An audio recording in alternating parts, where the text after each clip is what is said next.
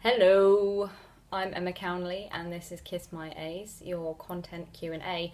Today's conundrum is speech writing, how to write the perfect speech. Now, the tips I'm going to give you here today are suitable for wedding speeches, funeral speeches, work speeches, any kind of speech. This will do it. So, without further ado, I'm just going to slide on into it. So if you're watching this video, chances are you are losing your absolute shit. You've been asked to be best man and you know you're going to have to give a speech at the reception. You've got to give a speech at a birthday party, a launch party. You've got absolutely no idea where to start. I've written loads of speeches. Every time somebody needs a speech written, they come to me, much like the dating profiles and LinkedIn profiles situation.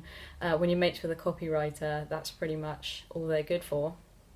Here we go. The main thing you've got to remember about a speech is to think of it less as yelling your opinion in someone's face and more like a one-sided conversation.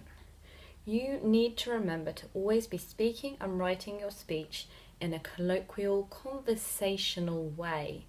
You want that other person to feel like they're engaging in a dialogue with you, even though they aren't. The second thing to remember is that they should always feel personal, and the way to achieve this is through the art of storytelling. Even if you're giving a speech at a funeral or for business, relating it back with a personal story is absolute speech gold. So writing a speech, you need a structure. You need a structure, and the structure will always come from your speech linchpin. It's the same no matter what the reason for the speech is, what the occasion or the social situation is for the speech. It is always designed in this same way. A lot of the very best speeches follow the rules of rhetoric. Now, if you would like a crash course in rhetoric, I've already written a blog post on it. I'm going to pop a link in the description box below so that you can check it out. The entire speech will be built around this one crux of an idea. So find out what it is that you want to say and get that down. And then we're going to build the story around it.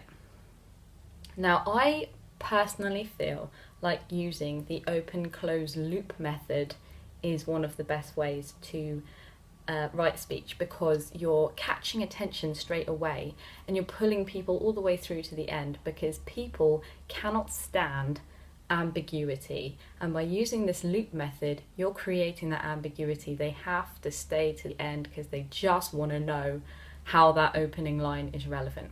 I'll give you an example using a wedding speech.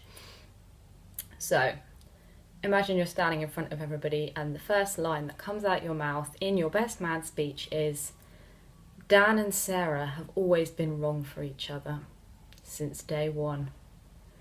I guarantee you the entire room is going to be like, what the fuck did he just say? I cannot believe it. He could not be more wrong. They're married. They're going to be together forever. Yes, they are. They want to listen to the end of that speech just to find out why he said that. Now, you're going to take them through a whole story with personal anecdotes of situations in which Dan and Sarah have just been a complete mismatch. Funny things, cute things, sad things, things that different people in the room have been involved in. They were there for it, they saw. They're going to be like, oh, I remember that. Oh. Then at the end, you're going to say, even though Dan and Sarah are completely wrong for each other, somehow these two wrongs make a right, and I know they're going to be together forever. You've closed the loop. Everyone's happy. They've got the answer they wanted. What did you mean by that statement? Oh, now I feel warm and snug because I know what that was, and you took us on a journey to get the answer. Do you see how this works now? You're going to open the loop with a really catchy, interesting statement. The most important part is the meat of your speech, and that is the structure of your argument. This is really establishing credibility or delivering evidence on the initial opening statement argument that you made. So as I said with the wedding speech, you're giving lots of different examples, personal stories. You're verifying the statement in a lot of different ways. The way that I like to do this personally when I write a speech is get started at least a month in advance. Now, I know that I'm super prep, super organisational loving freak, but I use my beloved snowball list method for this because I want to make sure that I'm not leaving anything important out. So a few weeks before I think, right, what is it that I'm saying? What's my linchpin? Okay, it's this, right? How am I going to substantiate that claim? And I add a little something to the list, and I could be strolling around in Asda with my shopping basket and I think, that when that happened, that was really good, I remember this time, add it to the list, add it to the list, add until I have everything that I want to say.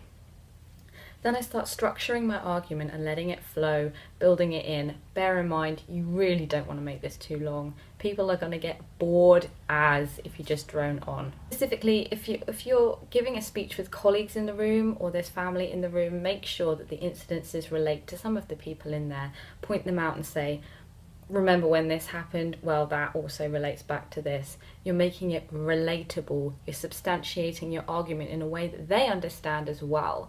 You're not just spitting out facts and figures, you're also giving them tangible examples. Now, for the end of your speech, you're closing the loop. You're giving them that comfort of the closed ending, by saying, yeah, Dan and Sarah, that's why they're perfect together, you know, raise your glasses, etc, etc. Now, I know that I'm straying slightly away from my written area of expertise, but I don't want you to work on something and then ruin it with a crap delivery. So I'm going to give you just a couple of tips on how to just perfect it, make it really shine. Use somebody as a guinea pig and get them to stand all the way across the other side of the room, and you stand there and read your speech to them. This is particularly good for establishing if you're mumbling, if you're rushing, if you're not pausing long enough for interactions, if you're not making eye contact, if you've got your face in the page and you're all hunched up. You want to be relaxed. Like I said, it's a conversation. You want to read your piece and then stop if people are laughing, or allow for some heckling if there is any. Stop to make eye contact with the person and create that remember situation. Also, if you want to include props, that never hurts. Pictures that you can pass around. If you have a PowerPoint presentation, don't fill the whole bloody thing out. Do not do that. Have a written cue or a visual aid on it in the form of a graph or a photo or something. Don't write the whole speech out in that presentation. You won't make friends. No one's going to read it, or they're going to be reading it and not listening to you. So yeah, that is how to write the perfect speech. So thanks very much for watching. I've been Emma Cownley and this has been Kiss My A's, the content Q&A. If you have any questions you'd like to ask me, please pop a link in the box below and I will answer your question in next week's video. Thanks very much for watching. Peace out.